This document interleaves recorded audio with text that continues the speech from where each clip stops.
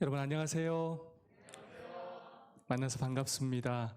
저는 서중원 앞에 인천 새천사교회를 섬기는 김현철이라고 합니다. 이런 소중한 기회를 주신 하나님께 먼저 감사를 드리고 또 이 귀한 자리로 초청해 주신 우리 목사님과 우리 장로님들, 성도님들께 진심으로 감사를 드립니다.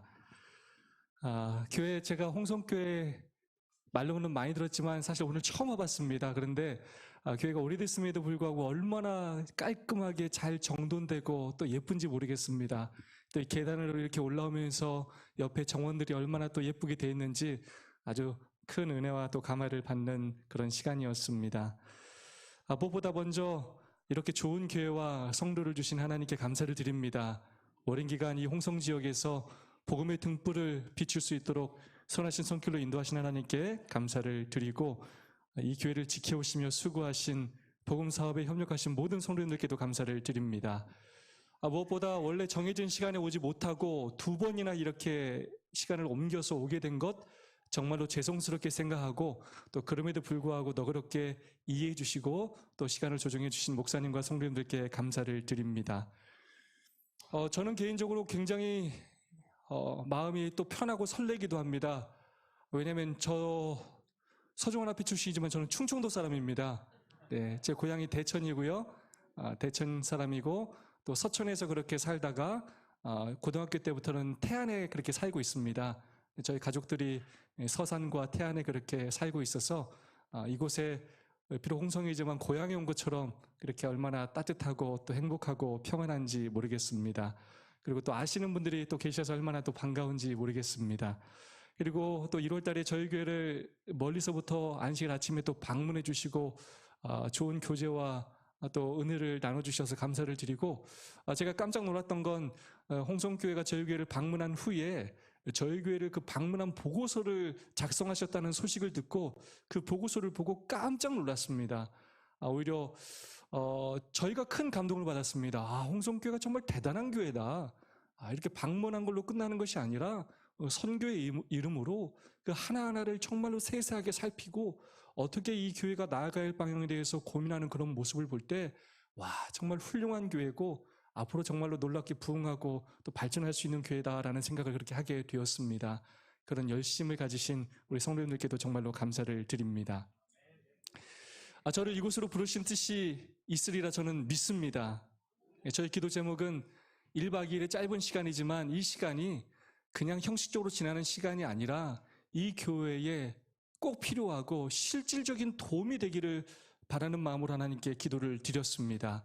아무쪼록 오늘과 내일 여러분이 함께 말씀을 들으면서 하나님의 음성을 들으시면 좋겠고 이 교회가 변화되고 부흥하고 또 나아가야 할 방향에 대하여 함께 고민하는 시간이 되었으면 좋겠습니다. 원래 이것을 일주일 월화 수목 금 그리고 토요일 오후까지 그렇게 보통 교회에서 해서 한 8시간, 9시간을 하는 그런 세미나입니다. 근데 이틀에 하기에 사실 굉장히 벅찬 시간입니다. 그래서 여러분들에게 좀 양해를 드린다면 오늘도 좀 시간이 지체될 수 있고 내일도 오전부터 그리고 오후 5시, 6시까지 그렇게 진행될 수도 있습니다. 여러분 정말로 부담스럽고 또 힘드시겠지만 너그러운 마음으로 또 함께 동참해 주시고 여러분 함께 고민하면서 이 교회가 또 다른 모습으로 그렇게 변화될 수 있는 그런 소중한 기회가 되었으면 좋겠습니다. 오늘과 내일 드리는 말씀은 설교가 아닙니다. 신학적인 주제를 다루는 시간이 아닙니다. 선교 세미나입니다. 교회 세미나 시간입니다. 제가 목회는 이제 19년 차인데요. 제가 목회를 나오기 전부터 이 재림교회 신앙을 하면서 신학과에 다니면서 그때부터 고민했던 그런 내용이고요. 또 목회를 하면서 실제로 고민하고 그러면서 연구하고 적용했던 그런 경험들을 여러분에게 나누는 것입니다. 함께 여러분 또 고민해 주시고 또 열린 마음으로 저 혼자 얘기하는 것이 아니라 제가 많은 질문을 드릴 텐데요. 열린 마음으로 답변해 주시면 감사하겠습니다. 간혹 제가 저의 너무나 강한 확신 때문에 실수를 할 수 있을지 모르겠습니다. 그러나 절대로 제가 다 옳다는 것이 아닙니다. 저의 고민과 경험을 나누는 것입니다. 어떻게 하면 우리 재림교회가 변화될 수 있을지, 어떻게 하면 부흥할 수 있을지, 어떻게 하면 우리 성도들의 삶이 조금 더 영적으로 성장할 수 있을지 그것에 대한 고민을 나누는 것이고 여전히 고민하고 있고 더 좋은 방법과 더 좋은 프로그램과 시스템이 있다면 오늘도 저는 변하려고 노력하고 있습니다. 그 연구하는 것들을 함께 여러분과 나누고자 합니다. 함께 고민하면 좋겠습니다. 저는 그래서 1박 2일 동안의 이 시간을 통해서 지금까지 우리의 신앙을 돌아보고 함께 고민하는 것만으로도 저는 성공이라고 생각합니다.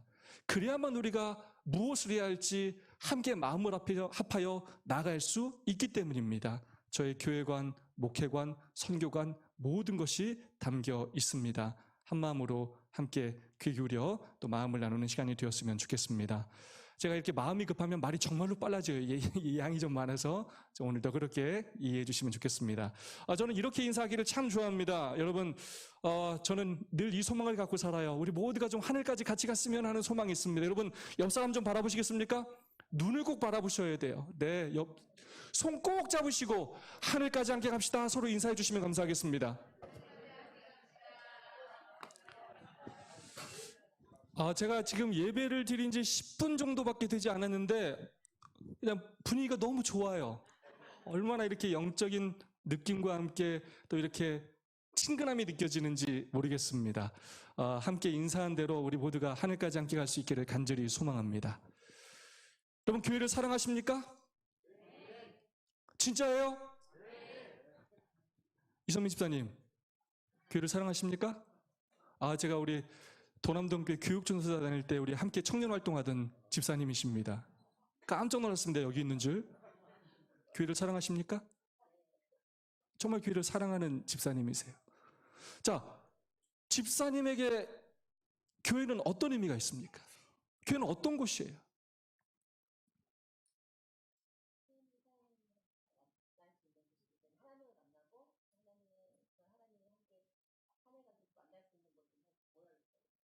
네, 하나님을 만나는 곳, 하늘 가는 우리 동역자들을 만나는 곳. 전도사님, 예외가 없어요. 누구든지 다 물어봐요. 네, 감사합니다. 우리 박질철 장로님? 교회는 항상 저를 품어주는 거죠. 교회는 나를 품어주는 것이다. 우리 김준규 장로님? 제가 이름 굉장히 많이 알죠? 네. 삶의 진심이다. 우리 중심이다. 감사합니다. 목사님.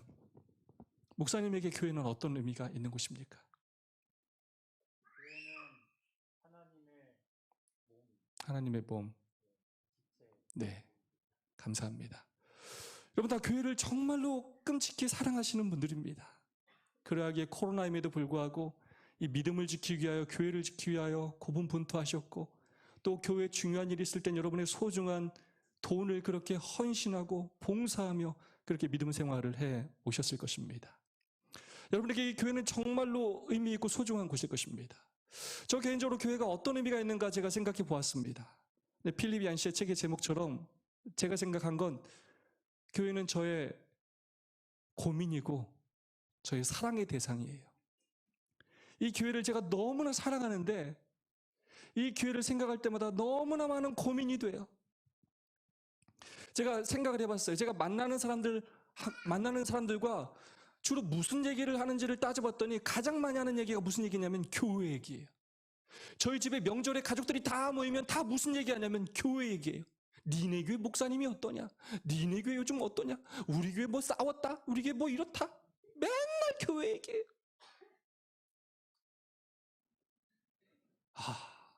내가 정말로 가장 많이 이야기하는 게 교회구나.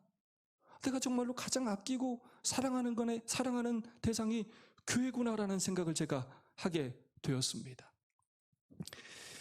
자, 우리 홍성교회, 내가 사랑하고 내 삶의 중심인 우리 홍성교회 자랑 좀 한번 들어보도록 하겠습니다. 자, 우리 남수혁 집사님, 이미수 집사님, 홍성교회 자랑 한번 크게 한번 얘기해 주시면 감사하겠습니다. 우리 교회는 이런 점이 좋다.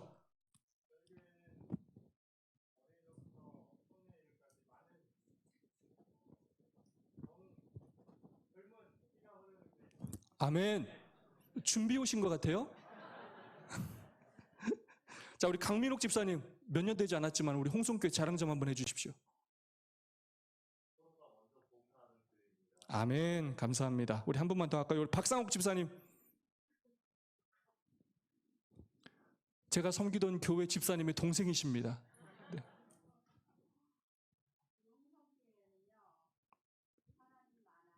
사랑이 많아요. 진심이시죠? 네, 정말 그런 것 같습니다. 감사합니다. 자, 모두에게 다 듣고 싶지만, 자, 그렇다면 다음 질문입니다. 여러분이 이토록 사랑하고 아끼는 이 홍성교회가 여러분 어떤 교회가 되었으면 좋겠습니까? 어떤 교회가 되기를 여러분은 바라십니까? 오늘 기도해 주신 우리 황선본 장로님? 네, 장로님. 어떤 교회가 되었으면 좋겠습니까?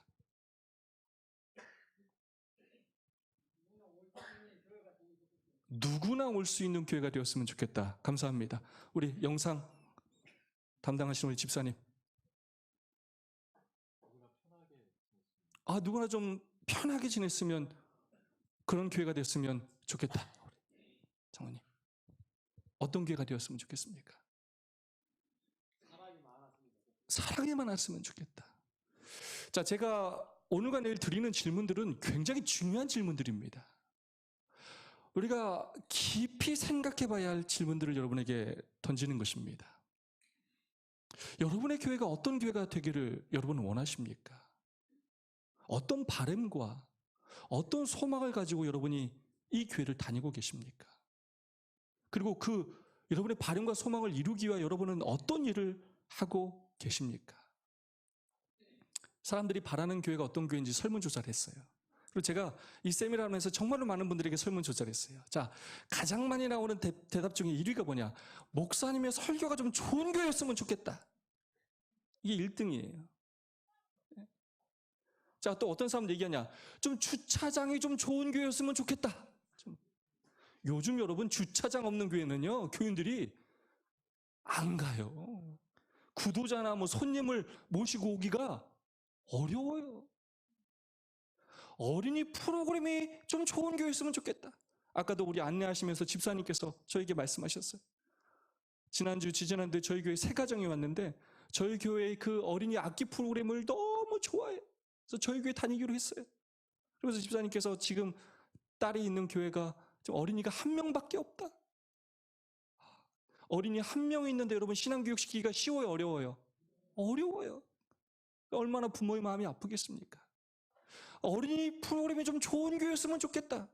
굉장히 많은 부모들이 3040 세대가 요청하고 있어요. 부담 없이 다닐 수 있는 교회였으면 부담 좀 주지 말고 설교입 시간에 딱 설교만 드렸다가 딱 편하게 좀 갈 수 있는 교회였으면 좋겠다. 교회 건축 같은 거 다 끝나가지고 재정적인 그런 스트레스 없이 좀 편하게 다닐 수 있는 교회였으면 좋겠다. 이런 생각 가진 사람이 있다고요, 없다고요? 많아요. 있는 정도가 아니라 현실적인 문제예요. 그래서 대학 주변에 큰 대형 교회들로 사람들이 모이는 거예요. 가족 같은 교회였으면 좋겠다. 얼마나 싸움을 많이 하는지 좀 싸움 안 하고 가족처럼 좀 편하게 지내는 교회였으면 좋겠다라고 응답하는 사람들이 많아요. 좀 사랑이 넘치는 교회였으면 좋겠다. 예배가 좀 빨리 끝나는 교회였으면 좋겠다. 너무 우리 재림교회는 오래 앉아있기 힘들어 죽겠어요, 목사님. 일요일 교회는 설교비 1시간만 하면 되는데 우리는 9시 반부터 와가지고 12시까지 너무너무 힘들어요. 어떤 사람들은 시설이 좀 좋은 교회였으면 좋겠다. 여러분 요즘 시설 좋아야 됩니까? 요즘 시설 좋아야 돼요. 요즘 구도자와 새로운 영혼들을 교회로 인도하려면 정말로 시설이 좋지 않고는 인도하기 어려운 시대로 점점 변해가고 있어요. 좀 싸우지 않는 교회였으면 좋겠다. 얼마나 이 교회는 싸우는 교회인지 제발 좀 싸우지 좀 않았으면 좋겠다라고 사람들이 이야기했습니다. 제가 모태교인으로 이 교회를 다니면서 제가 지금까지 꿈꿔온 재림교회는 부흥하는 교회예요.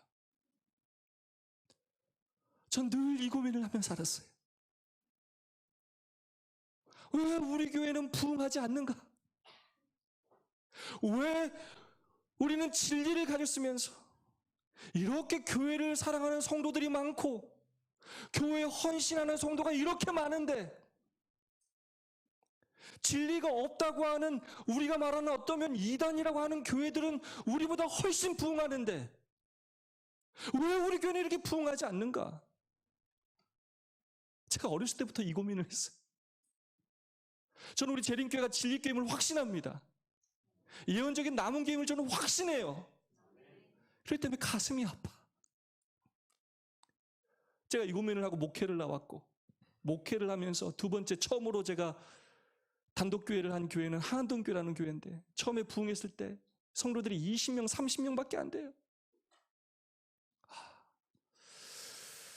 내가 평생을 이렇게 20명, 30명 교인들과 함께 목회를 해야 하는 것인가? 내가 이 길을 가야 하는 것인가?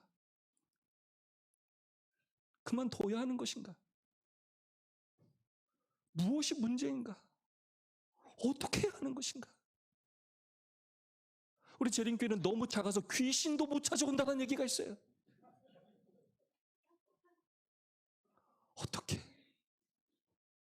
어떻게 우리 재림교회가 부흥할 수 있을까? 변화될 수 있을까? 제가 정말로 깊이 고민했어요.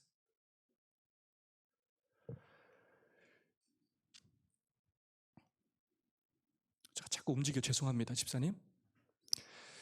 우리 재림교회 재적교인 수가 약 26만 명인데 중요한 내용은 전년 대비 계속 감소하고 있다는 거예요.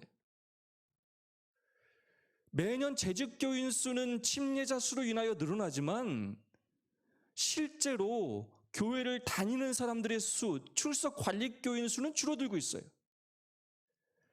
한 해 한 해 2020년, 21년, 22년 계속해서 살펴보면 계속해서 줄어들고 있어요. 2020년 9월 말 기준으로 26만 명 정도였는데 평균 안식일 출석색 수는 83%인 4만 6,627명밖에 되지 않아요. 그런데 이것도 다 믿으면 안 돼.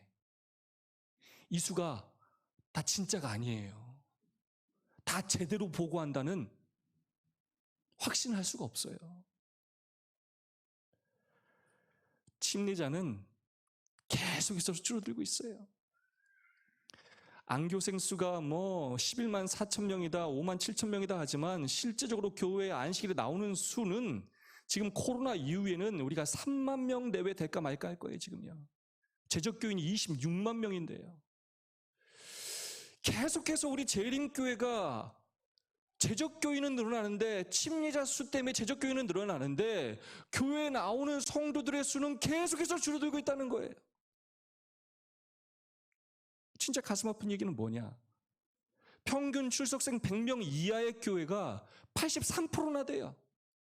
이렇게 홍성교회처럼 규모 있는 교회 말고 50명 이하의 교회가 저희 서중원 앞에 통계에 의하면 지금 80%가 넘어요. 20명, 30명 교회로서의 사명을 감당하기 그러면 솔직히 쉽습니까? 어렵습니까? 결코 만만치가 않아요. 더 심각한 것, 10명을 침례를 주는데 몇 명이 뒤로 간다고요? 7명이 뒤로 나가고 있어요. 제가 첫 목회했던 곳이 태경교회인데 교인이 500명이 넘어요. 매년 침례자가 50명씩 나와요. 그러면 500명에서 다음 연도면 몇 명이 돼야 돼요? 550명. 그 다음 때 몇 명이 돼야 돼요? 600명. 놀랍게도 그 다음에도 500명? 그 다음에도 500명? 계속 재적교인은 늘어나가는데 평균 출석생은 뭐 하지 않는다고요? 늘어나지 않아요. 침례는 주는데 다 뭐 한다고요? 10명 중에 7명이 다 뒷문으로 나가고 있어요. 정상입니까? 이거 문제가 있는 겁니까? 없는 겁니까? 우리 침례 많이 줬다, 상 주고 박수 치고 잘한 거고 끝날 일입니까? 심각한 문제가 있어요. 우리의 시스템에, 우리 공동체에 심각한 문제가 있다는 거예요. 다른 말로 하면 침례를 주는 건 한 영혼을 구원하고 살리는 건데 갑자기 태어났는데 한 해가 지나면 7명이 사라져 있는 거예요. 좀 심한 말로 하면 죽은 거예요, 영적으로.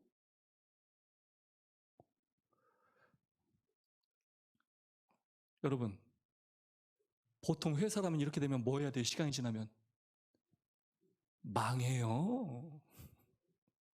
저는 무슨 확신이냐면 우리 재림교회가 안 망한 건 정말 하나님의 은혜고 우린 남은 교회예요. 우리 교회를 향하신 하나님의 특별한 사명이 분명히 있습니다. 여러분, 이런 수치로 볼 때 여러분의 교회가 그렇지 않다 하더라도 우리 재림교회 이렇게 일반적인 하얀 곡선의 수치를 볼 때 여러분, 우리 재림교회 희망이 있다고 생각하십니까? 희망이 있어요, 여러분? 제가 이 부분으로 굉장히 많은 고민을 했어요. 우리가 가진 진리에 비해, 우리가 가진 열심에 비해 왜 우리 재림교회는 부흥하지 않는 것인가? 자, 진짜 중요한 질문입니다. 장로님, 뭐라고 생각하십니까? 개인적인 의견. 영적으로 문제가 있다. 우리 집사님. 네, 집사님.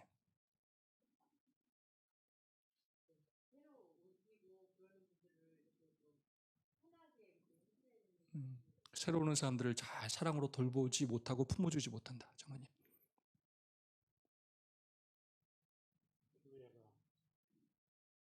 여러 가지 문제가 있었죠.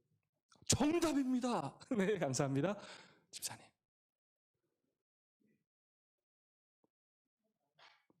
우리 뒤에 집사님, 젊은 집사님.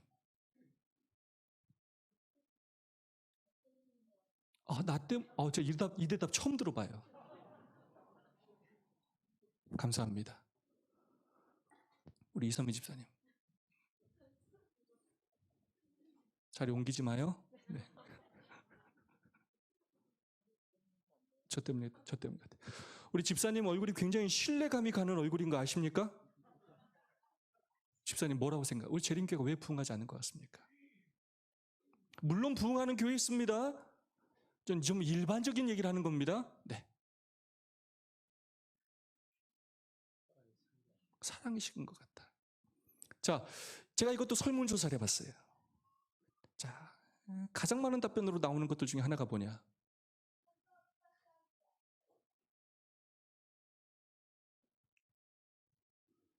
목회자.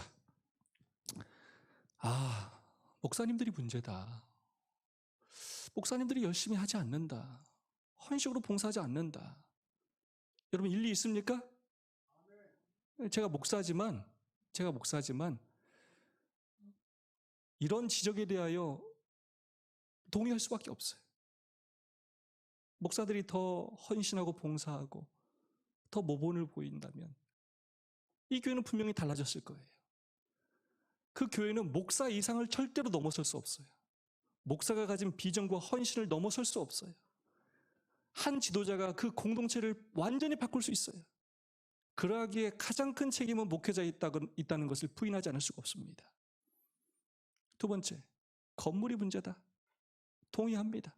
아까 말했던 것처럼 이렇게 큰 건물을 가진 교회도 있지만 정말로 열악한 건물을 가진 교회, 전도하기 너무나 어려운 여건에 처한 교회들도 있는 것이 사실이에요. 어떤 사람들이 이렇게 얘기해요. 헌금 제도가 문제다. 다른 일요일 교회들은 헌금을 들으면 자기 교회가 다 쓰는데 우리는 화폐로 다 올리지 않느냐. 여러분, 일리가 있어요, 없어요? 있어요.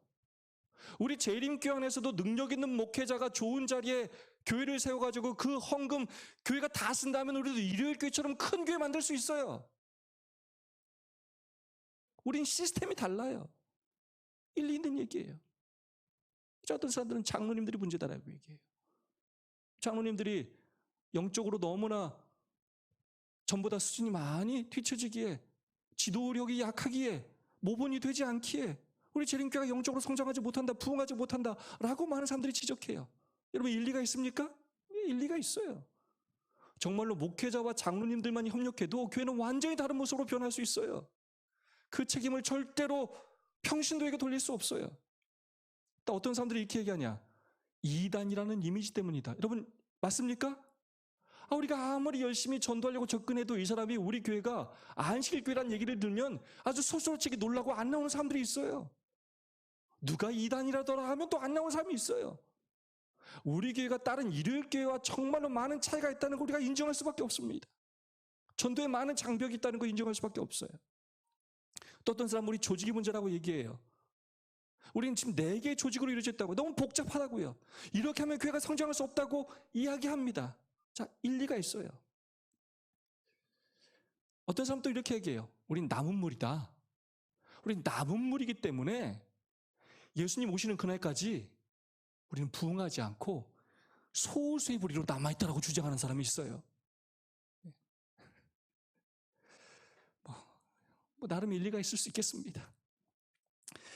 지금까지 말했던 이 모든 것들 인정할 수밖에 없는 우리의 현실적인 문제들입니다.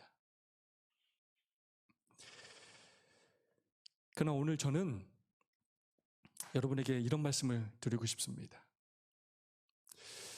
무엇을 문제로 보느냐가, 무엇을 문제로 진단하느냐가 굉장히 중요합니다. 무엇이 문제인지 파악하느냐에 따라서 그 결과가, 그 해결책이 완전히 달라지기 때문입니다. 과거에 우리 지도자들 가운데 어떤 분들은 조직이 문제다 해서 유씨를 시도하려고 노력했습니다. 목회자가 문제다라고 생각했던 지도자들은 목회자들을 재림연수원에 보내서 교육하는 걸 방향으로 세웠어요. 장로가 문제다, 장로 교육에 초점을 뒀습니다. 교단 이미지를 개선해야 된다, 그래서 이미지를 바꾸는데 더 많은 그런 노력을 기울였어요. 다 필요하고 중요할 수 있습니다. 다 일리가 있습니다.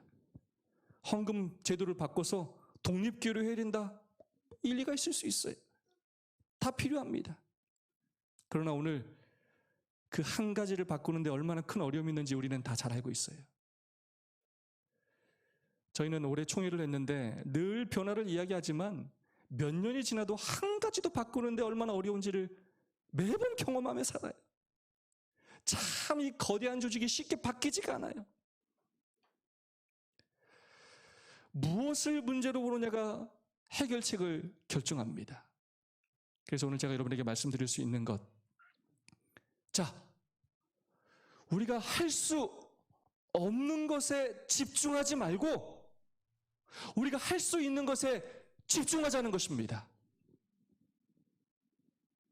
조직, 우리가 바꿀 수 없을지 몰라요. 헌금제도 우리가 바꿀 수 없을지 몰라요. 우리가 이단이라는 이미지, 우리 그 거대한 물결을 우리가 바꾸지 못해요.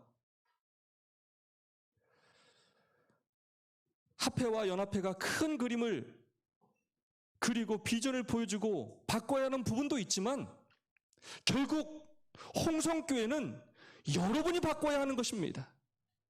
다른 것에 핑계대지 말아야 합니다. 여러분의 교회를 바꿀 수 있는 존재는 여러분밖에 없습니다. 아무리 합회와 연합회가 대단한 프로그램을 여러분에게 제시한다 하더라도 그것이 여러분의 교회를 바꿀 수 없다는 것입니다. 결국 문제도 우리 안에 있고 해결책도 우리 안에 있다는 것입니다. 하나님은 문제를 늘 가까운 곳에, 해답을 가장 가까운 곳에 두신다는 것입니다. 우리 목사님이 문제다, 장로님들이 문제다, 조직이 문제다, 제도가 문제다, 이단이라는 편견이 문제다, 이런 것에 핑계를 두지 말고 오늘 우리가 할 수 있는 일이 무엇인지, 오늘 우리가 처한 환경에서 내가 할 수 있는 일이 무엇인지를 한번 찾아보자는 것입니다. 진짜 참된 변화와 부흥은 늘 그렇게 시작되기 때문입니다. 그래서 저는 이 말을 참 좋아해요.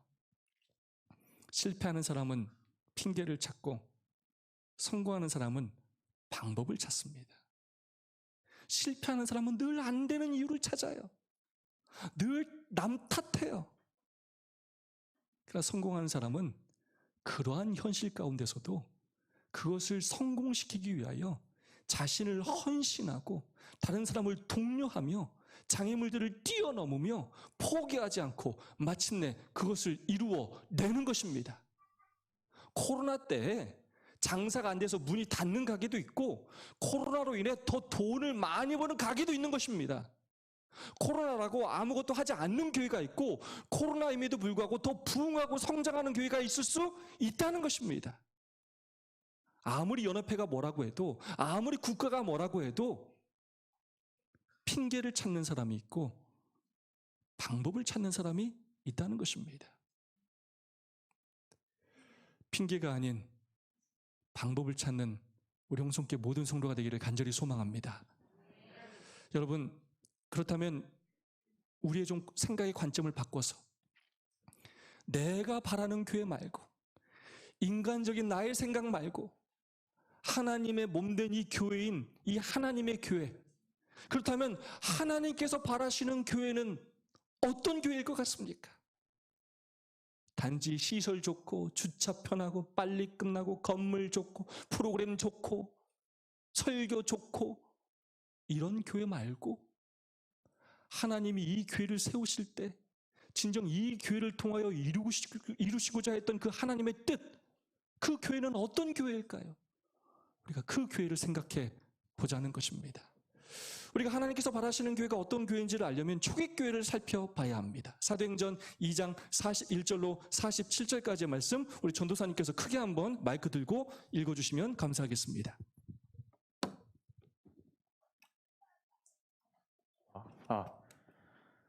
그 말을 받는 사람들은 침례를 받음에 이날에 제자의 수가 3,000이나 되었더라. 저희가 사도의 가르침을 받아 서로 교제하며 떡을 떼며 기도하기를 전혀 힘쓰니라. 사람마다 두려워하는데 사도들로 인하여 기사와 표적이 많이 나타나니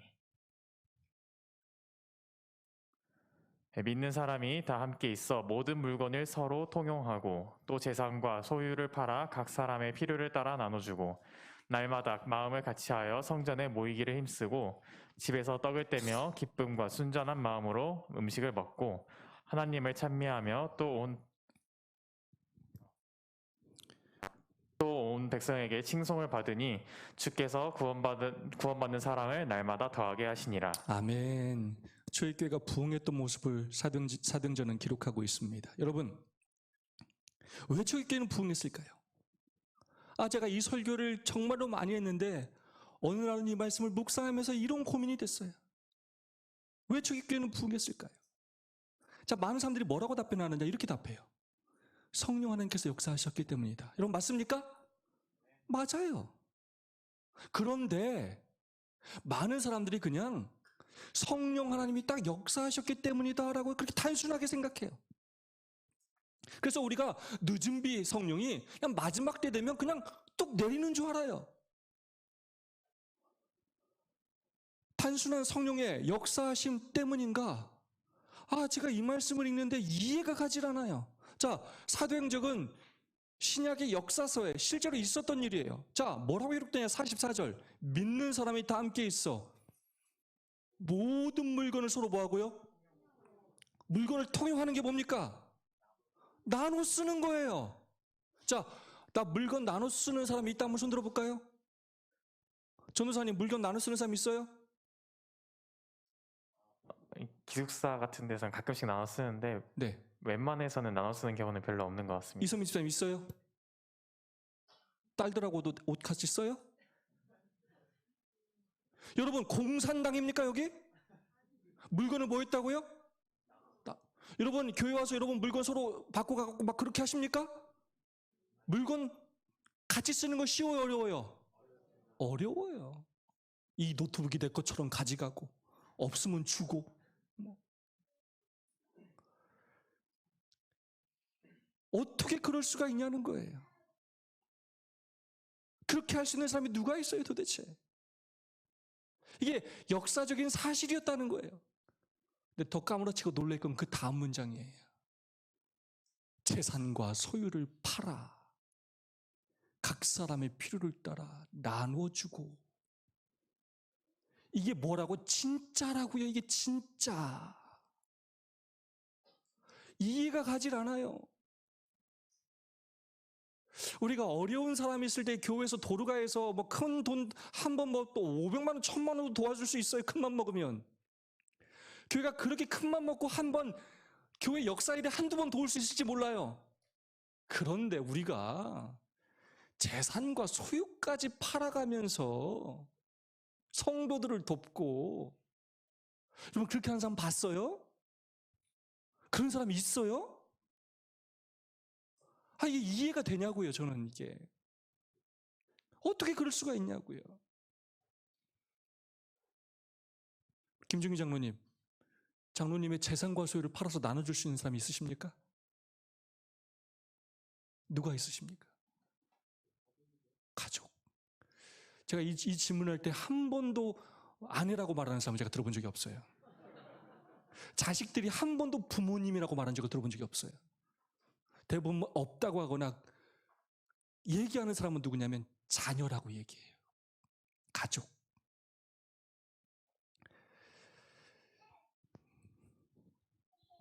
자, 이때 배경을 좀 알아야 합니다. 오순절에 흩어져 있던 디아스포라들이 예루살렘에 예배를 드리기 위하여 모였습니다. 어떻게 이런 일이 있었느냐? 그때 오순절 성령께서 역사하셔서 제자들에게 놀라운 능력으로 함께 하셨고 베드로가 설교를 하기 시작했어요. 그때 흩어져 있던 디아스포라들이 그 예루살렘에서 그 복음의 말씀을 들었고 그들이 마음의 찔림을 받았고 회개하게 되었고 성령을 선물로 받고 침례를 받게 되었고 그들이 어떤 결정을 하게 되냐면 나 이곳에서 예수님의 제자가 되어서 나도 복음을 전해야 되겠다라는 결심을 하게 됩니다. 그러면서 이제 그 명절이 끝나면 자기 집으로 돌아가야 되는데 돌아가지 않고 많은 디아스포라들이 예루살렘에 남게 되었어요. 그때 예루살렘 교회에 있던 많은 제자들이 어떤 일을 하게 되느냐?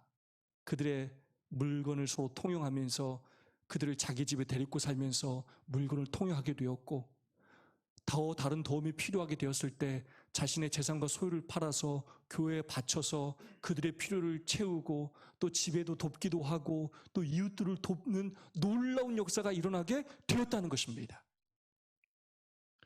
물건을 통용할 수 있는 사람도 저희 집에서 저희 딸이 저희 집사람의 옷을 다 입어요. 지금 요즘은 저희 아들이 제 옷도 다 입어요. 물건을 통용할 수 있는 사람을 따져봤더니 누구만 가능하냐면 가족만 가능해. 재산과 소유를 팔아 나눌 수 있는 사람이 누가 있나 봤더니 가족밖에 없어. 초기교회에 어떻게 이런 일이 일어날 수 있는가 고민하면서 제가 내린 결론은 뭐냐면 그 초기교회는 가족이었어요. 뭐였다고요? 수가 적어서 우리 교회는 가족적이에요. 이게 아니라 사실 가족적이지도 않아. 그냥 20, 30명 모이기만 하지 서로 얼굴도 안 보고 친하지도 않아. 근데 맨날 우리 교회 장점은 가족적이에요. 이렇게. 수가 적어서 가족적인 게 아니라 진짜로 내 재산과 소유를 팔아서 내 물건을 아낌없이 내 성도에게 줄 수 있을 만큼 서로를 사랑하고 아끼는 뭐였다고요? 가족이었어요. 가족인 척한 게 아니에요. 안식일만 한번 얼굴 한번 보고 가는 그런 사이가 아니었다는 것입니다. 무슨 일이 있는지 없는지 상관하지도 않고 코로나 때 교회를 오는지 안 오는지 믿음 생활을 하는지 안 하는지 아무 상관없이 너는 너대로 살고 나는 나대로 살고 이렇게 살아오는 관계가 아니었다는 것입니다. 한번 싸우면 얼굴도 보지 않고 교회에서 인사도 하지도 않고 그렇게 사는 그런 관계가 아니었다는 것입니다. 모든 필요를 채우는 한 끼 밥만 안 먹어도 서로 가슴 아파하고 그거 한 끼 밥 사 먹이려고 내 주머니에 있는 거 다 털어서 먹이고 입히고 재우고 챙기고 그런 가족이었다는 거예요. 그냥 뚱땅 오순절 성령이 뚱 내려가지고 도깨비 방망처럼 교회가 부흥한 게 아니라는 것입니다. 그냥 재림연수원 가서 40일 금식기도 하고 오니까 갑자기 교회가 부흥하는 게 아니라는 것입니다. 그들이 뭐였을 때 오순절 성령이 역사하셨다고요? 가족이었을 때, 가족이 되었을 때 교회가 부흥하게 되었다는 것입니다. 이것에 대해서 사도행전은 아주 정확하게 표현해요. 오순절 성령 역사하기 전에 어떤 일이 있었는지 정확히 표현해요. 제자들은 불화와 채상권을 잡으려는 모든 욕망을 버리고 그들은 그리스도인 교제를 통하여 모두 뭐 해졌다고요? 친밀해졌어요. 서로의 교제를 통하여 그 전에는 싸우고 네가 높니 내가 높니 내가 더 높은 자리 갈 거야 그때도 나한테 뭐라고 했지 서로 화내고 시기하고 질투하고 이랬던 관계들이 이제 자신의 죄를 다 내려놓고 서로 겸손하게 서로 섬기면서 잘못을 서로 화해하면서 그들이 모두 교제하면서 친밀해졌다는 거예요.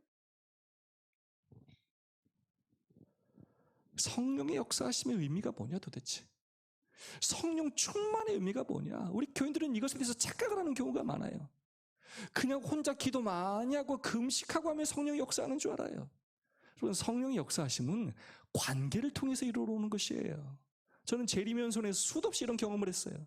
재림연수원에서 가서 일주일 동안 어떤 문제에 대해서 기도하고 내려왔다가 그걸 내가 죄를 안 질 거라고 생각한 바로 그날 죄를 짓는 경험을 수도 없이 많이 해요.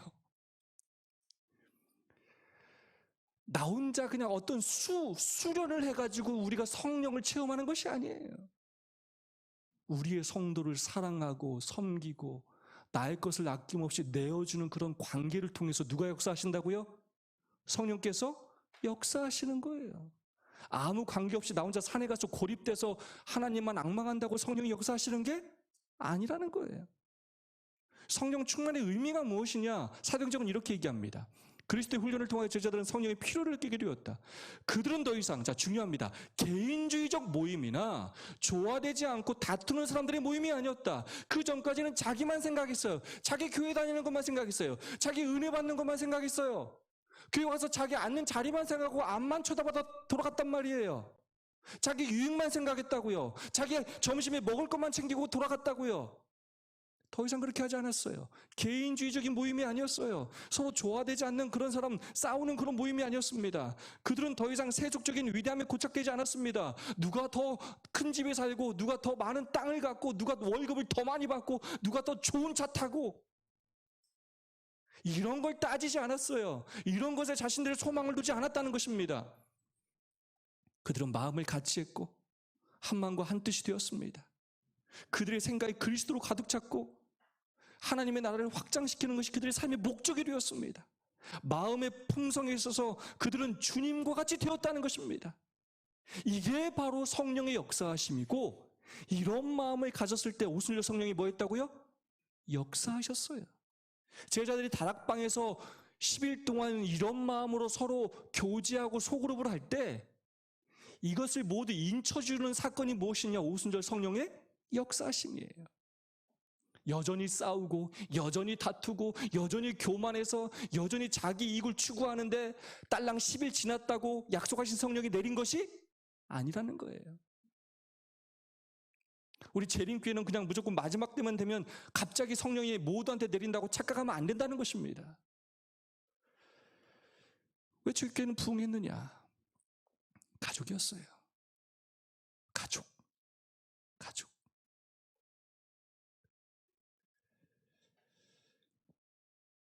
왜 주교회는 부흥했느냐? 또 한 가지 이유가 있어요. 자기들끼리 그냥 친하게 지내고 자기들끼리 재밌게 지난 걸로 초기교회가 부흥하고 하나님께서 기뻐하시는 교회였느냐? 전혀 그렇지 않아요.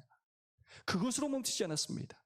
그들은 자신들의 모든 힘과 모든 재산을 다 바쳐 마음을 아파여 복음을 전하는 것을 그들의 삶의 목표로 삼았기 때문입니다.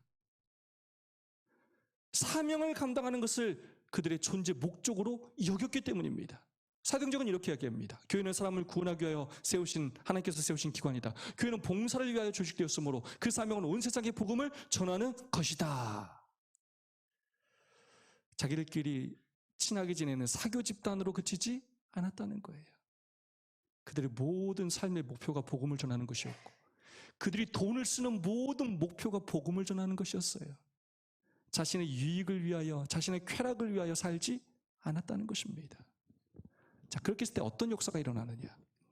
다 함께해서 서로 물건을 통용하는 가족이 되고, 재산과 소유까지 팔아서 서로의 필요를 채워줄 수 있는 가족이 되었을 때, 예수님이라는 이름 하나로 서로가 정말로 남남이었음에도 불구하고 가족이 되었을 때, 그래 자신들의 재산과 소유로 성도들의 필요를 채우고 불쌍한 이웃들의 필요를 채우며 복음을 전했을 때 어떤 역사가 일어나느냐? 온 백성에게 칭송을 받으니. 47절. 어떤 역사가 일어난다고요? 온 백성에게 뭘 받는다고요? 칭송을 받았어요. 자, 여러분이 지금 안식일에 교회 온다고 이웃들이 여러분을 칭송합니까? 야, 저 사람 대단하다. 저 사람 교회 다녀. 저 사람 토요일에 교회 가. 하고 여러분 막 칭송합니까? 칭송해요? 째려봐요? 째려보죠. 코로나 때 교회 가면 째려보죠. 근데 초기교회에서는 어떤 역사가 일어났다고요? 칭송을 받았어요. 누구에게요? 온 백성에게. 왜요? 그들의 모든 재산과 소유로 이웃들의 필요를 사랑으로 채웠을 때 이웃들이 제자들을 칭송하게 되었고, 그래서 하나님께서 어떻게 하시냐면 주께서 구원받는 사람을 1년에 한 번도 아니고 침례식 때마다 한 기에 한 번도 아니고 얼마마다요? 날마다 새로운 사람을, 준비된 사람을 이 교회에 수도 없이 보내주셨다는 것입니다. 이게 진짜라고 가짜라고요? 역사적인 사실이에요. 이웃에게 칭송받는 교회가 되었어요. 교인들끼리 사랑하지 않는데 이웃에게 칭송받는다? 상상도 할 수 없어요. 교회가 이웃들 한마음이 되어서 이웃들의 필요를 채우지 않는데 이웃들에게 칭송받는다? 상상도 할 수 없어요. 하나님께서 바라시는 교회는 바로 초기교회의 모습입니다. 언제 늦은비 성령이 역사하는가? 그리스도인 성교봉사 254편이 이렇게 얘기합니다. 신자들이 하나님과 동역자가 되는 진정한 의미를 체험으로 깨닫게 될 때, 말로 말고 이론으로 말고 실제로 체험적으로 성도들이 정말로 한 가족이 되고 내 소중한 것을 아낌없이 교회를 위해, 성도를 위해, 이웃을 위해 재산과 소유를 팔아 나눠주는 그런 경험들을 하게 될 때 하나님의 성령이 풍성히 임할 것이며 온 세상은 하나님의 영광으로 환해진다는 것입니다. 우리가 하나님의 사업에 온전히 헌신할 때에 늦은비 성령이 역사야 헌신하는 것이 아니라 우리가 그렇게 하나님께 온전히 헌신할 때에 하나님께서 그의 성령을 한량없이 부어주심으로 우리를 뭐 해주신다고요? 인정해 주셔요. 늦은비 성령은요, 인치는 사건이에요. 이미 하나님의 동역자가 된 사람들을 인정해 주는 거지 전혀 그렇게 살지 않는 사람에게 그렇게 살라고 내려주시는 능력이 아니라는 거예요. 그러나 교인들의 대부분이 하나님의 동역자가 되지 않는 한 성령을 부으시는 일은 없을 것이다. 우리가 여전히 개인적으로 이기적으로 교회 생활하면서 성도를 돌보지 않고 가족이 되지 않고 사명을 감당하지 않는데 우리에게 성령, 늦은비 성령이 역사할 일은 없다는 것입니다. 두 배가 있어요. 한 배는 유람선이에요. 그리고 한 배는 구조선이에요. 이 유람선에는 수영장도 있고 뷔페 식당도 있고 헬스클럽도 있고 공연장도 있고 수영장도 있어요. 수영하고 싶으면 수영하고 자고 싶으면 자고 놀고 싶으면 놀고 먹고 싶으면 놀고 하고 싶은 대로 다 해요. 목적이 뭐냐? 나의 행복과 유익과 쉬는 거예요. 구조선의 목적은 뭐냐? 한 명이라도 더 물에 빠져 죽어가는 사람을 살리는 게 목표예요. 그래서 그 배에는 화장실도 부족하고 침대도 없고 수영장도 없고 식당도 없지만 쉬지도 않고 끊임없이 죽어가는 영혼을 찾으러 돌아다녀요. 한 명의 영혼을 더 구원하면 내 자리가 더 좁아지는데 나 먹을 것이 더 줄어드는데도 불구하고 그 일을 포기하지 않고 끊임없이 한 영혼이라도 더 살리기 위하여 끊임없이 찾아 헤매는 것입니다. 오늘 이 교회는 유람선입니까? 구조선입니까? 여러분은, 하나님의 교인 여러분은 유람선 교인입니까? 구조선 교인입니까? 여러분의 신앙의 목표가 무엇입니까? 여러분이 그토록 사랑하고 아끼는 이 교회가 어떤 교회가 되기를 원하십니까? 지금까지 배운 결론은 무엇이냐? 왜 저희 교회는 부흥했느냐? 두 가지입니다. 자, 오늘과 내일 배울 가장 중요한 개념이에요. 첫 번째, 지금 서론을 하고 있습니다. 첫 번째, 왜 저희 교회가 부흥했다고? 그들은 첫 번째 뭐였다고요?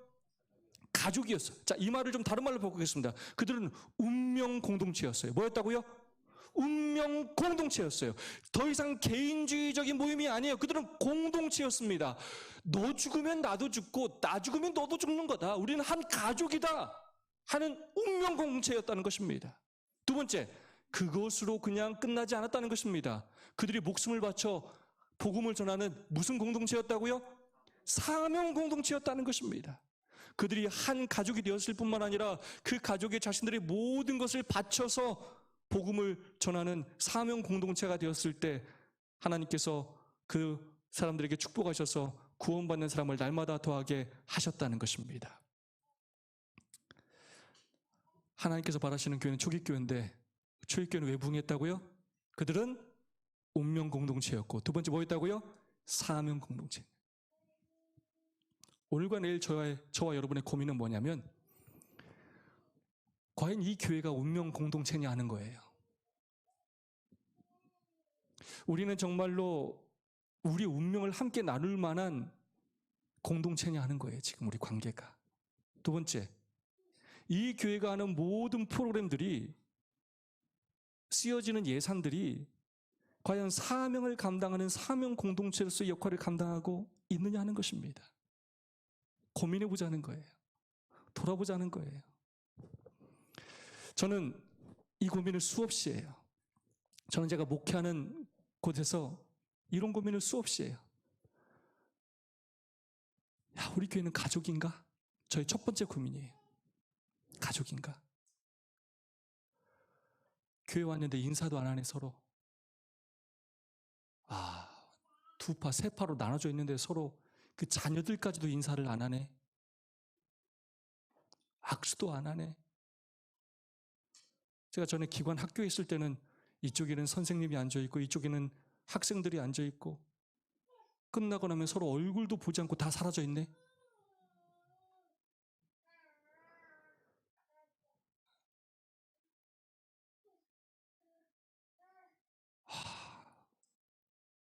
20년, 30년, 40년을 같은 교회에서 신앙생활을 했는데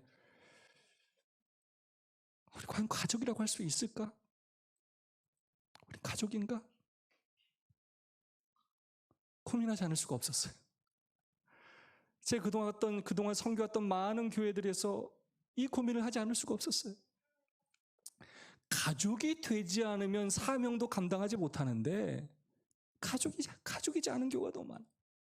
두 번째, 과연 우리 교회는 사명을 감당하는가? 도대체 누가 사명을 감당하고 있는 것인가? 이 교회 존재 목적이 무엇인가? 예배 드리는 것 말고 우리가 어떤 사명을 감당하고 있는가? 정말 심각하게 고민하지 않을 수가 없어요. 뭐 때문에 안 되고, 뭐 때문에 코로나면 코로나 때문에 안 되고, 앞에서는 늘 선교하자 설교하고 다 아멘하고 막상 들어가면 하는 사람은 아무도 없어요. 실제로 선교가 이루어지지 않아요. 사명을 감당하는 사람이 없어요. 우리는 무엇을 하는 공동체인가? 무엇을 하는 집단인가 도대체 우리는? 고민하지 않을 수가 없어요. 그냥 이렇게 계속 목회하기엔 제 가슴이 터질 것 같아요. 너무 답답하고 너무 가슴이 아파요. 무엇이 문제인가? 여전히 저는 부흥을 꿈꾸는데 제가 깨달은 건 부흥보다 더 중요한 것이 교회로서의 본질적인 가치, 하나님께서 바라시는 교회가 되는 것입니다. 어떻게 하면 우리 교회가 가족이 될 수 있을까? 어떻게 하면 우리 교회가 사명 공동체가 될 수 있을까? 무엇이 문제일까? 제가 정말로 오랜 기간 고민을 통해서 제가 내린 결론이 무엇이냐면 바로 정체성이에요. 저는 진단을 뭘로 했냐면 이 모든 문제가 정체성이다라고 저는 결론을 내리게 되었습니다. 전도사님 정체가 뭐예요? 거짓말하지 말고 솔직히 얘기해 보세요. 뭐 하는 사람이에요? 집사님 뭐 하는 사람이에요? 다른 사람들이 뭐라고 그래요? 일반 사람들은 당황스럽죠? 박철 장로님 정체가 무엇입니까? 우리 김유기 장로님 정체가 무엇입니까?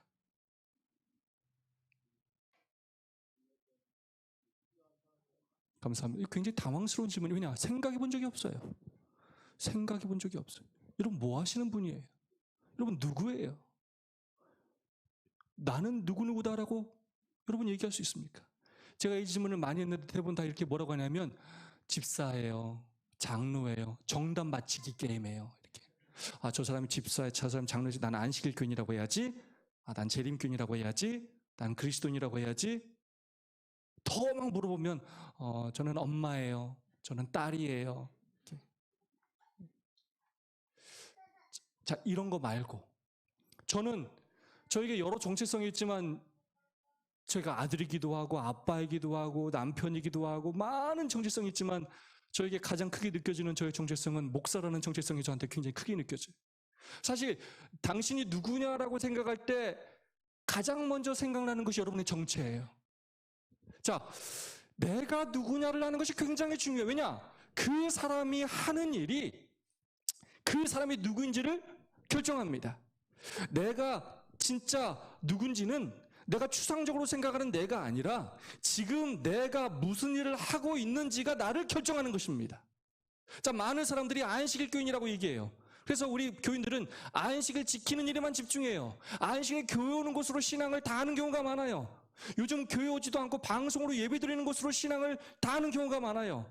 어떤 분은 나는 수석 집사다. 그래서 뭐에만 관심을 갖냐? 교회를 돌보는 일, 식사를 준비하는 일, 심원하는 일만 관심을 가져요. 어떤 사람은 장로가 나의 정체성이다라고 생각하시는 분들은 교회를 돌보고 심하는 일을, 직원회를 하는 일에만 집중해요. 나는 교인이다라고 생각하는 사람들은 교회 다니는 것으로 자신의 일을 다 했다고 생각하는 사람들이 많아요. 어떤 사람들은 난 재림교인이다 그래가지고 재림을 기다린다고 산속에 들어가시는 분들도 많아요. 그 사람이 하는 일이 그 사람이 누구인지를 결정하고 그 사람이 누구인지가 그 사람이 하는 일을 결정하는 것입니다. 그 사람이 누구냐에 따라 그 사람이 하는 일이 결정된다는 것입니다. 교사여도 교사로서의 정체성이 없으면 교사 일을 하지 않아도 어떤 부담도 느끼지 않아요. 학생들을 사랑하러 지도하지 않아도 월급만 받으면 그만인 것입니다. 교사로의 정체성 없이도 얼마든지 살아갈 수 있어요. 목사여도 목사로서의 정체성이 없으면 얼마든지 사명을 감당하지 않으면서도 부담을 느끼지 않으면서도 월급만 받으며 살 수 있다는 것입니다. 의사로서의 정체성이 없으면 의사라는 직업이 돈을 많이 버는 직업 정도로 생각하며 살 수 있다는 거예요. 얼마나 가슴 아픈 일입니까?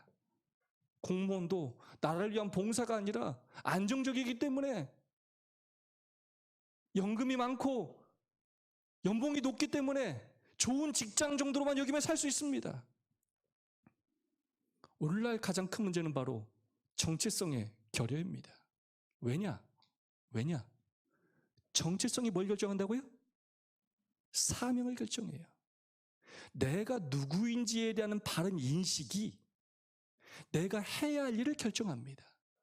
내가 누구인지를 모르면 그 일을 하지 않아도 아무 부담 없이 살아갈 수 있다는 거예요. 정말 중요한 얘기를 하는 것입니다. 이국종 교수님이 쓴 골든아워라는 책, 제가 읽고 정말로 많은 감동을 받았어요. 사람을 살리는 것, 그것이 우리의 일이다. 이 사람이 그리스도인도 아닌데 어떻게 이런 생각과 정신으로 사는가? 제가 정말로 충격에 빠졌어요.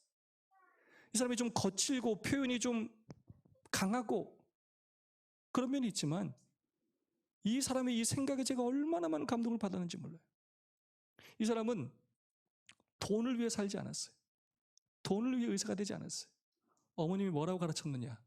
야, 입에 풀칠할 수 있을 정도면 됐다. 다른 욕심 부리지 말아라. 이국종 교수에게 이 대화일이라는 프로에서 MC들이 이런 질문을 해요. 왜 그렇게 욕먹어가면서 왜 중증 외상센터를 그렇게 하려고 하냐? 왜 병원에서 집에도 한번 못 가고 밤새 가면서 밥도 못 먹고 잠도 못 자고 수없이 욕먹고 개인 돈까지 들어가면서 헬리콥터 뛰어가면서 왜 그런 짓을 하고 사냐? 당신이면 돈 많이 벌고 살 수 있는데 왜 그렇게 살아 당신? 뭐라고 얘기했냐? 나는 의사입니다. 끝이에요. 나는 뭐라고요? 의사예요. 의사는 어떻게든 죽어가는 환자를 책임져야 하기 때문입니다. 감동적이지 않습니까? 다른 이유가 없어요. 나는 의사입니다. 그러면서 그 사람이 뭐라고 했냐? 당신 생각은 정의가 도대체 무엇입니까? 그때 사람이 뭐라고 했냐? Do your job. 내가 맡은 일에 최선을 다하는 것입니다. 라고 얘기했어요. 오늘날 이 사회가 무엇이 문제냐? 자기가 맡은 일을 충실히 하지 않기 때문입니다. 라고 이야기했어요. 돈 때문에 그 일을 하는 것이 아니에요. 자기 축복받으려고 부귀영화 누리려고 욕먹으면서 그 일을 한 게 아니에요. 그것을 위해 공부하지 않았어요. 더 편하게 살라고, 더 돈 많이 벌어서 골프도 치고 좋은 집 살고 좋은 차 타고 그러려고 공부하지 않았어요. 이 인터뷰는 너무 감동적이에요. 뭐라고 얘기했냐? 죽는 날 관 속에 가지고 갈 것은 그동안 치료한 환자의 명부다. 여러분, 뭐 갖고 무덤에 들어가시려고 하십니까? 그토록 우리가 오랜 신앙생활하고 우리의 신앙에 도대체 뭘 남기길 원하십니까? 자, 우리 교인들한테 호소해요. 여러분, 30년, 40년 신앙했으면서 여러분이 섬기는 이 교회 부흥하는 거, 변화되는 거 그거 못 보고 돌아가시면 여러분 인생에서 도대체 무엇이 남습니까?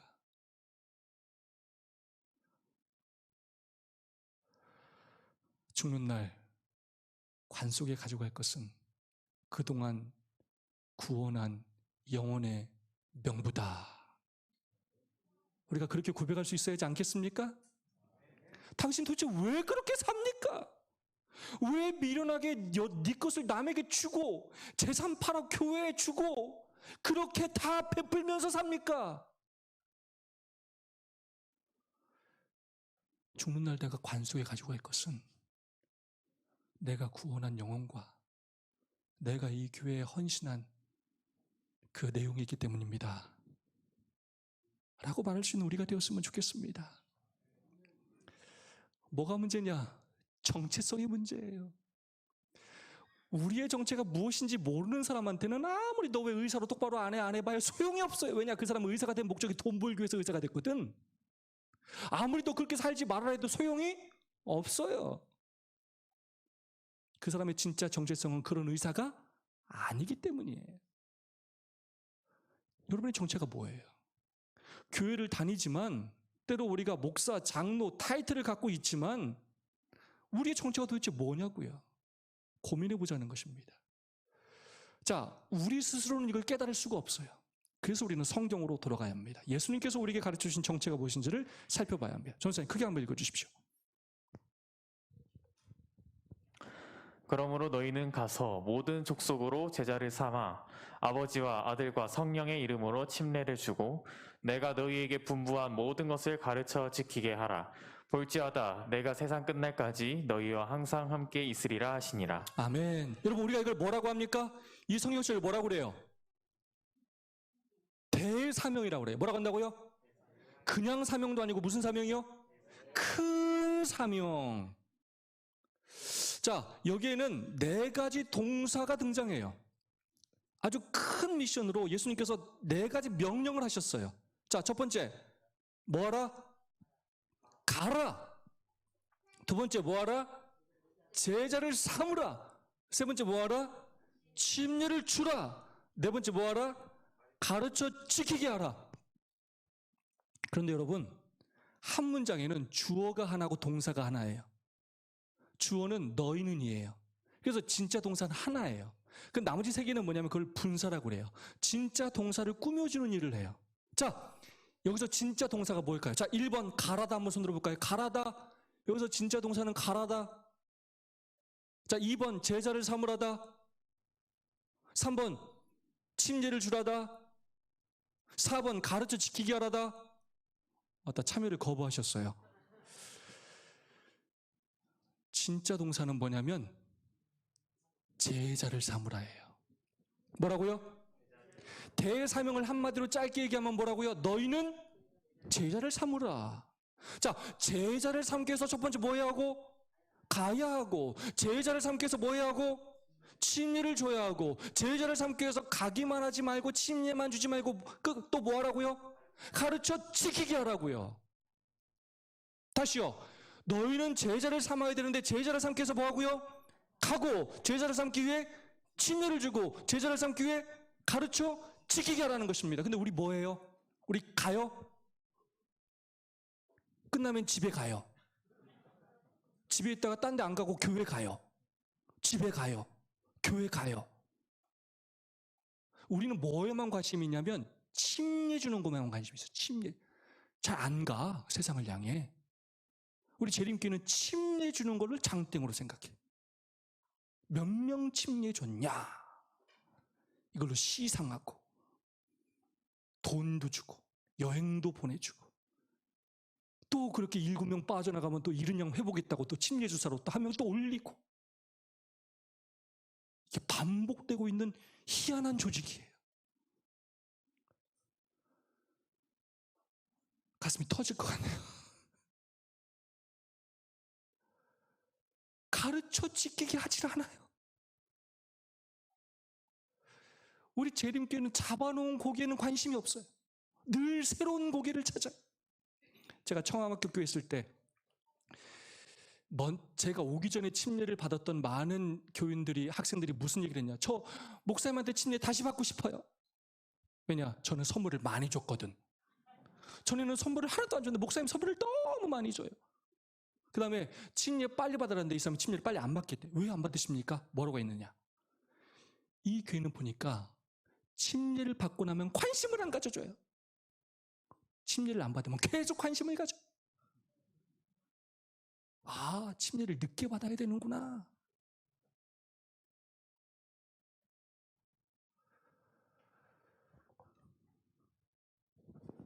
가고 있습니까? 침례를 주고 있습니까? 가르쳐 지키게 하고 있습니까? 자, 예수님께서 우리에게 주신 대사명을 한마디로 하면 뭐라고요? 너희는 뭘 삼으라고요? 제자를 삼으라는 거예요.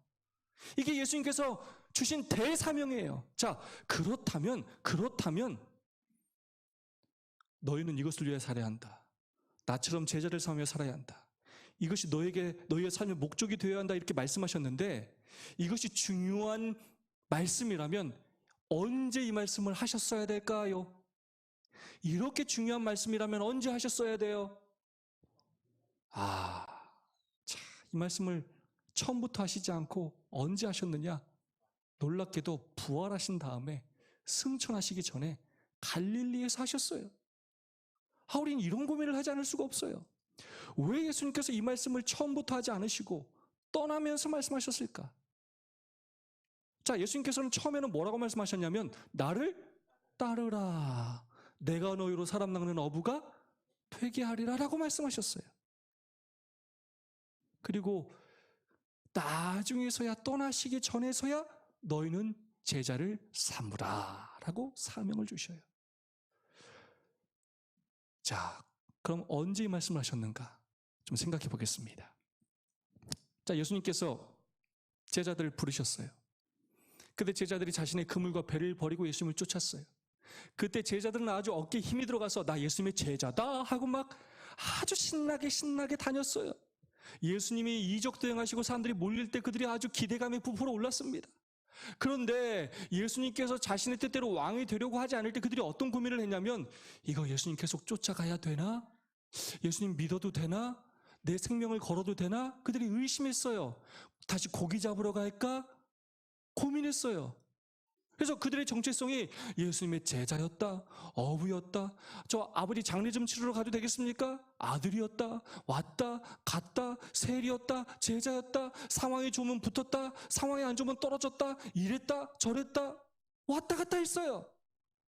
그러다 결국 예수님께서 십자가에 달려 돌아가시기 전에 예수님을 다 뭐 했어요? 버리고 도망갔어요. 베드로는 뭐까지 했어요? 부인하고 저주까지 했어요. 나 예수님의 제자가 아니다. 그때 예수님께서 십자가에 달려 돌아가셨습니다. 제자들이 그 처절함을 경험했어요. 우리도 죽게 되는 거 아닌가? 예수님에 대한 미안함과 두려움이 그들의 삶을 사로잡았어요.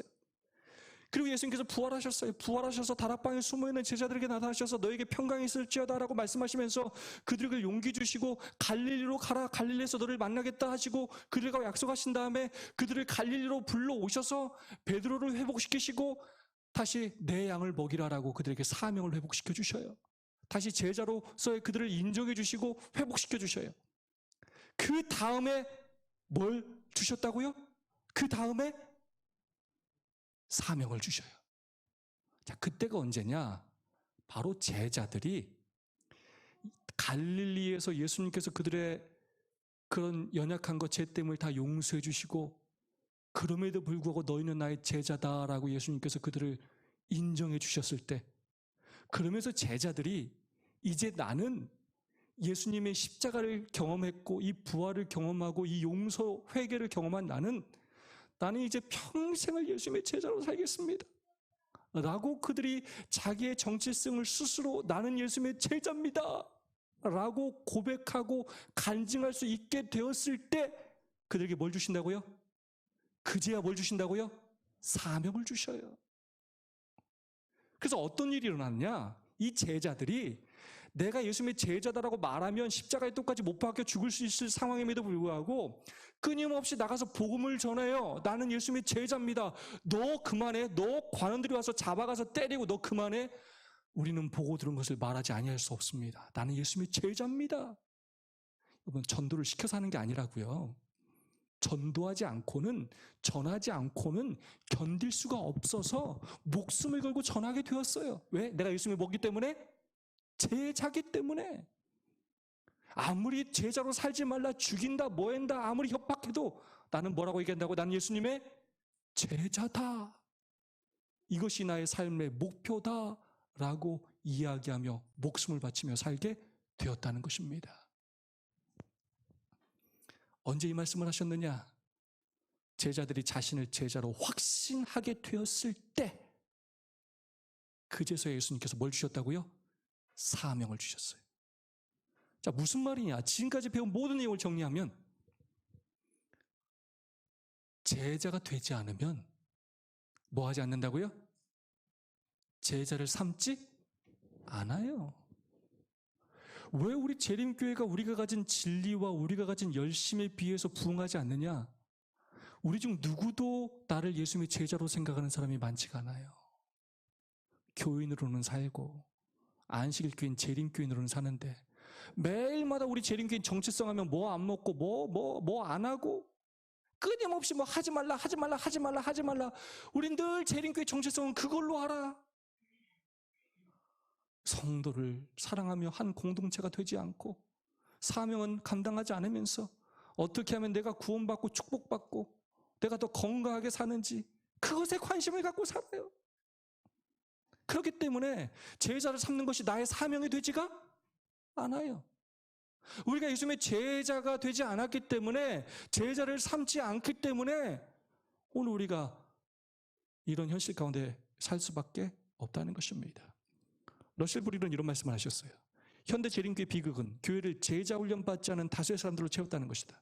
결국 소수의 사람들만이 몇 가지 사역에 참여하고 있는 실정이다. 그래서 오늘 우리 한국 재림교회 대부분의 제자 훈련을 살펴보면 목사님이 시간 있는 몇몇 집사님을 데리고 주중에 어떤 성경절을 외우고 무슨 성경을 가르치고 훈련하는 것을 제자 훈련이라고 생각해요. 그리고 소수의 몇 사람만이 교회를 이렇게 이끌어가고 뭐 선교회장, 안교장 몇 사람 임원들만이 교회를 하고 나머지는 교회를 출석하는 일 외에는 다른 일을 하지 않고 있어요. 왜냐? 내가 예수님의 제자가 아니니까. 제자를 삼지 않아도 아무 부담이 없고 그 일을 나의 일로 여기지 않아요. 결국 소수의 사람들만이 몇 가지 사역에 참여하고 있는 실정이다. 기존 교인들을 재교육한다는 것은 정말 어려운 일이다. 제가 이거 끊임없이 경험해요. 기존 교인들의 이 생각을 바꿔가지고 이 시스템을 바꿔서 예수님처럼 교육해서 하는 게 얼마나 어려운지 몰라요. 얼마나 이거에 굳어져 있으면, 이게 바뀌면 지금까지 하던 거대로 안 하면 이 지구가 멸망하고 교회가 멸망하는 줄 알아. 몸만 조금 바꿀라 해도 얼마나 많은 반대를 만나는지 몰라. 여태까지 내가 편하게 교회 이렇게 잘 다녔는데 뭐 좀 하라고 하면 난 죽어도 못하겠다고 그래. 차라리 전도 과정을 바꾸어서 교회에 들어오는 모든 사람들이 각자의 사역을 발견한다고 이해시키는 이 일은 오히려 새로운 회심자들과 함께 시작하는 게 훨씬 낫다는 거예요. 왜 그러느냐? 여태까지 교회를 다녔던 교인들이 그렇게 훈련받지 않고 너무나 오랫동안 신앙생활을 해서 이거를 이해시키고 바꾸는 것이 너무나 어렵다는 거예요. 우리 홍성교회는 좀 안 어려웠으면 좋겠습니다.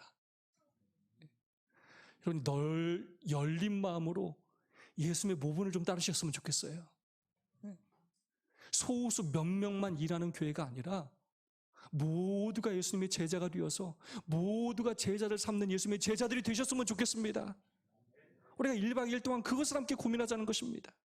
최근 200년의 기독교 역사 동안 복음에 반응한 수많은 사람 가운데 오직 소수의 사람만이 진정한 의미에서 교인들이었으며 제자들이었다. 도널드 맥가브레라는 유명한 성경학자가 이런 말을 했어요. 죽는 날 관 속에 가지고 갈 것은 그동안 치료한 환자의 명부다.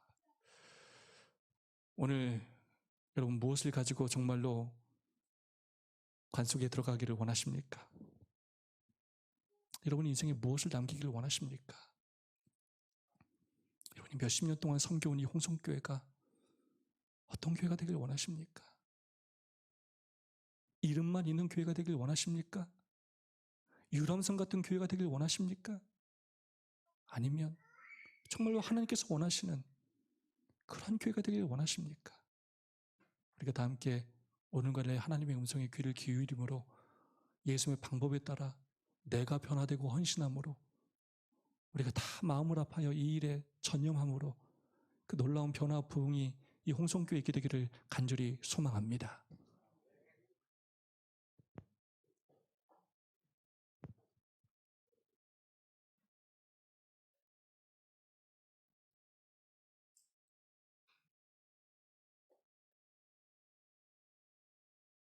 안녕하세요. 저는 인천 새천사교회에 출석하고 있는 김윤치 집사입니다.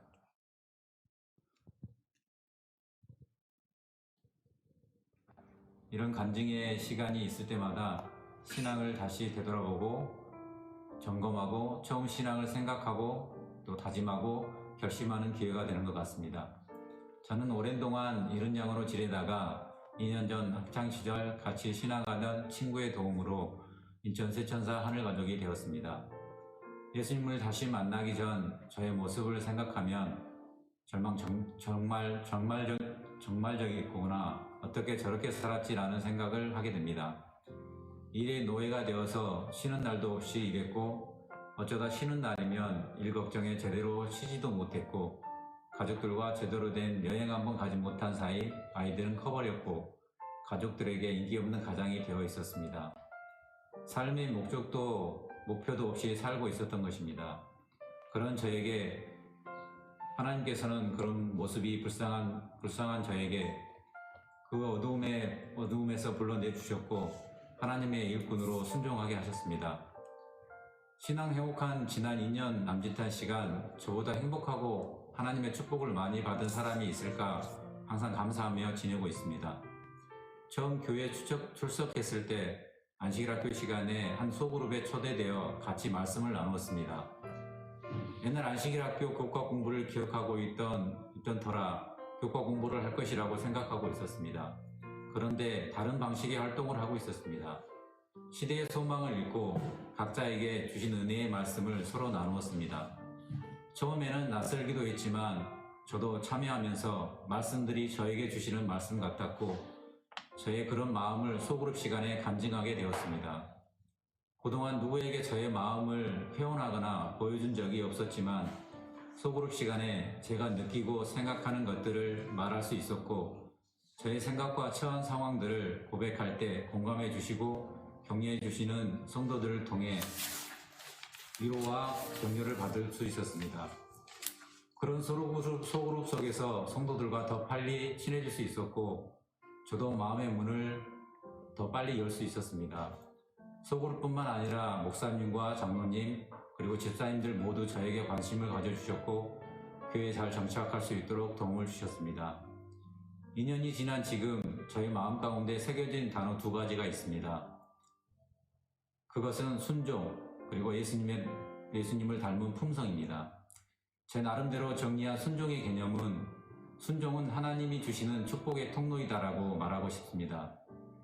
신앙 회복한 지 몇 달 되지 않아 주신 집사의 직분, 그리고 1년 후에 주신 안식일학교 교장 직분, 그리고 소그룹 리더 직분까지 어찌 보면 있을 수 없는 일이었고 제 스스로 감당하기 힘들다고 생각했지만 그 모든 것들이 하나님이 계획한 것이고 또한 이루시리라는 믿음을 가지고 순종하게 되었습니다. 그리고 그 모든 것들이 저를 축복하기 위한 하나님의 은혜였음을 고백합니다. 내년 한 해 안식일학교 교장으로 1년 더 섬길 수 있도록 하신 하나님께 감사합니다. 우리 안식일마다 주셨던 하나님의 은혜와 기도의 응답들, 그리고 무엇보다 이렇게 좋은 교회, 이렇게 좋은 성도를 주신 하나님께 감사드립니다. 감사합니다. 이분 어렸을 때 신앙생활을 하시다가 젊었을 때 신앙을 떠나서 한 22년 신앙생활을 하지 않다가 신앙을 회복하고 교회에 나오게 되신 분입니다. 저희의 첫 번째 기도응답과 같은 분입니다. 건설 현장에서 전기 일을 하시는 분인데 이분이 소그룹에 참여하시고 또 저희가 하는 모든 여러 소그룹 활동들에 참여하시면서 짧은 시간 안에 얼마나 많은 변화를 이뤘는지 모릅니다. 그래서 교회 신앙을 회복한 지 20년 만에 신앙을 회복한 지 4개월 만에 저희가 집사 한 수를 줬고, 왜냐? 일할 사람이 없어요, 저희 교회가. 사람이 없어요. 그 다음에 그 1년 후에 이분이 안교장 됐어요. 왜냐? 사람이 없어요. 그런데 저희 교회 중에, 교인 중에 그걸 반대하거나 할 사람이 한 명도 없어요. 왜냐? 너무나 성실하게, 훌륭하게 그 맡겨진 모든 사역을 감당하기 때문에. 그냥 제가 생각하는 이분은 그냥 목회자예요, 목회자. 자신의 모든 시간을, 금요일에도 평택에서 공사를 하고 나면 교회 올라오는데 3시간이 걸리는데 예배에 참석하기에 올라와요. 짝신앙하는데, 혼자 신앙하는데. 네. 단 하루 쉬는데, 네. 안식일 하루 쉬는데 집에서 그렇게 욕을 먹으면서도 교회 모든 것을 헌신하면서 소그룹을 돌보면서 그렇게 정말로 충성하는 일꾼으로 바뀌게 되었습니다. 진짜 우리 가족이 되었고 사명을 감당하기 위해 자신의 모든 것을 다 바치면서 그것을 삶의 목표로 사는 사람이 되었습니다. 오늘과 내일 우리가 함께 하나님의 음성을 들으면서 우리에게도 그런 놀라운 또 변화와 부흥이 일어나기를 간절히 소망합니다.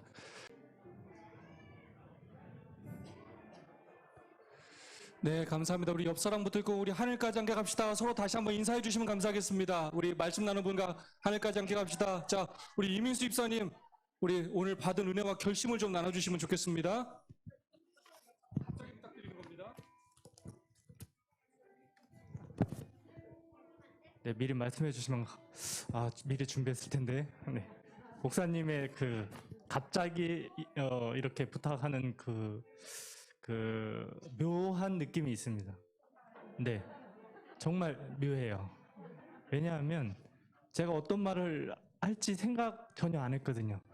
근데 이제 말씀을 나누면서 우리 안효강 집사님과 말씀을 나누면서 정리가 되더라고요. 갑자기 그 순간에 죄송합니다. 제가 잘 정리했는지 제가 이제 목사님 말씀을 듣고 가라 제자를 삼아라 침례를 주라 가르쳐 지키게 하라 이 말씀을 듣고 정말 충격이 제 스스로 받은 게 저도 모태 신앙이지만 목사님 연배가 같습니다. 47살인데 죄송하지만 제 구도자 한 명도 없습니다. 정말 창피합니다. 제가 교회만 왔다 갔다 가라만 한 것 같아요. 교회 가고 집에 가고 교회 가고 집에 가고 당연히 제자가 없으니까 침례 베풀 사람도 없고 가르칠 사람도 없는 것 같아요.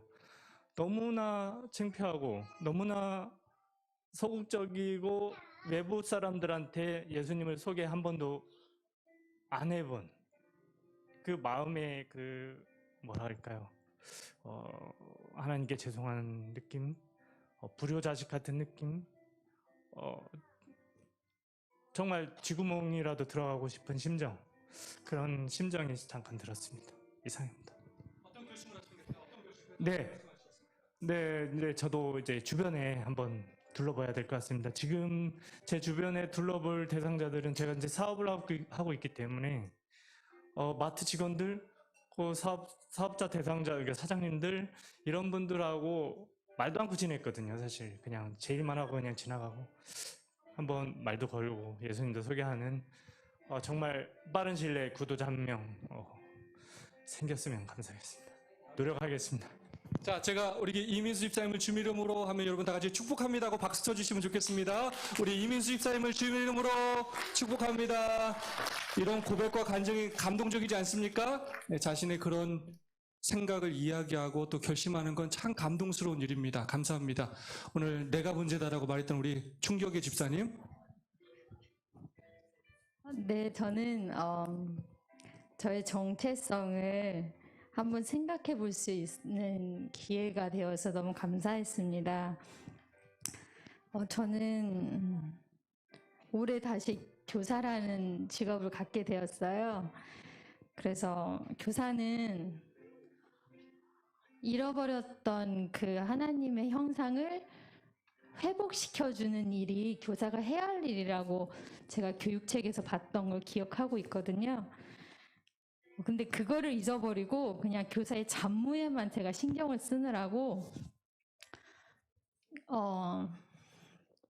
쓸데없는 에너지를 그리고 그런 거를 많이 신경 썼던 것 같은데 그게 아니라 제게 오는 아이들, 제 주위에 있는 안 믿는 교사분들에게 이게 아니야.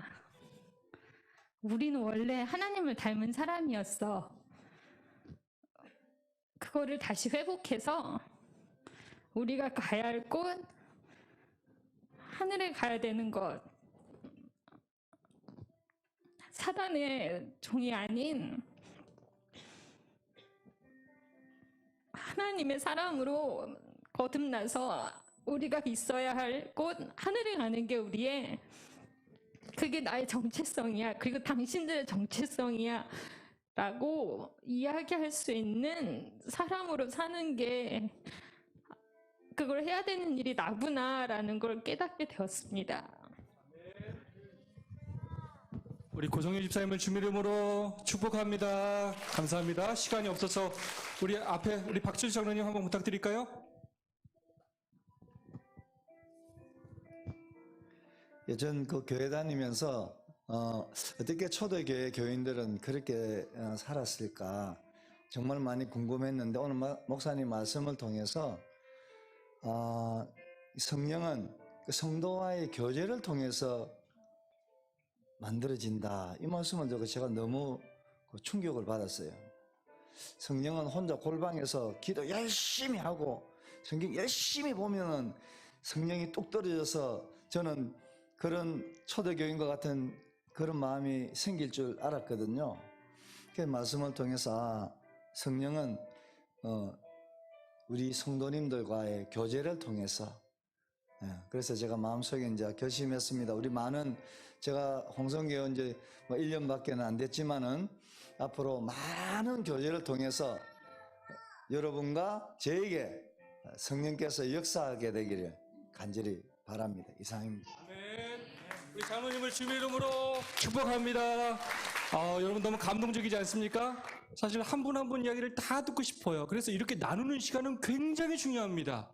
나의 생각과 은혜와 결심을 나누면 이것이 배가 돼요.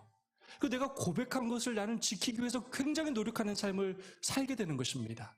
그래서 듣고만 끝나면 우린 절대로 섬길 수 없고 다른 사람이 어떤 은혜를 받았는지 어떤 결심을 했는지 어떤 삶을 살아가는지 끊임없이 관심을 갖고 지켜봐줘야 하고 그런 삶을 살 수 있도록 도와주는 일을 해야 하는 것입니다.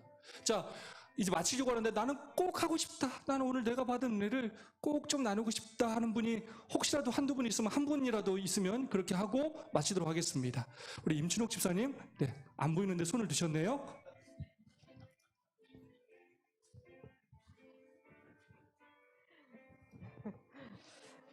네, 오늘 직장에서 같은 동료가 암 진단을 받았다고 이제 상급병원을 가는 일을 도와달라고 왔었어요.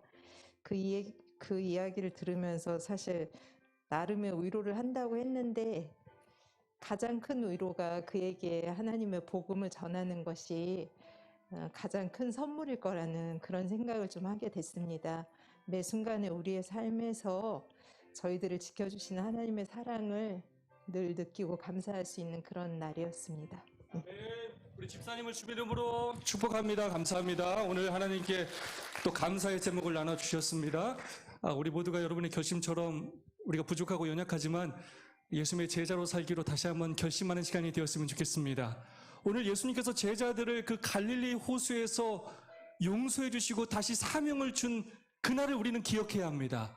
우리가 그렇게 살지 못했지만, 십자가에서 예수님을 저버리고 부인하고 배반하고 도망갔지만, 그래서 코로나가 무서워서, 세상이 두려워서 다락방에 숨어서 아무것도 하지 못하고 2년 내내 꽁꽁 숨어 있었던 우리지만, 우리를 포기하지 않고 우리를 다시 제자로 부르셔서 당신의 사명을 감당하기 위하여 오늘 우리에게 말씀해 주시고 계시는 것입니다. 그걸로 우리가 용기받고 위로받고 다시 한번 우리가 예수님의 제자로 살기로 결심하는 우리 홍성교회 모든 성도가 될 수 있기를 간절히 소망합니다. 기도하겠습니다. 사랑의 아버지 하나님,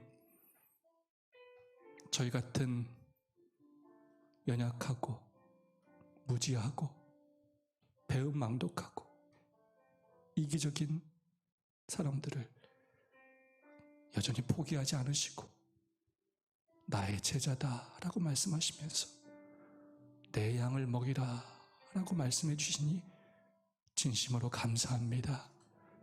저의 연약하고 부족함까지도 사랑하시며 저를 변화시키시길 원하시는 사랑의 아버지 하나님, 이 은혜와 이 감동으로 저희들 변화되기를 원합니다.